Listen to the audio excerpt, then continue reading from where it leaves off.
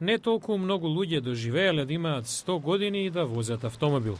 Може би некако на сокол, но видот на Мазерин Вингейт е доволно добар за да биде задоволен.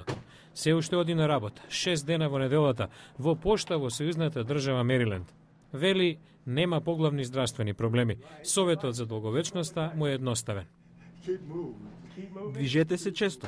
Има се повеќе долговечни, наведува доктор Нил Бакхолц од Националниот институт за старење.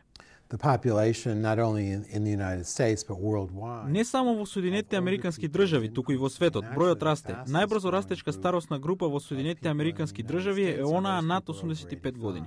Ново истражување покажува врска меѓу тоа колку брзо пешачите и животниот век. Are you ready? Begin. Истражувачите ја разгледувале брзината при пешачењето и други здравствени фактори кај речиси 35.000 возрастни лица, кои ги следеле во рок од 20 години. Со истражувањето раководела доктор Стефани Студенски од Универзитетот во Питсбург.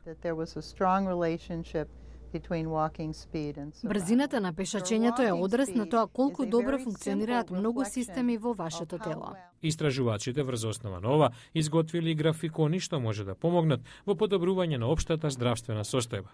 Студенски сепак наведува дека графиконите не секогаш се индикатор на долговечноста. Има и луѓе во добро здравје кои едноставно сакаат бавно да пешачат.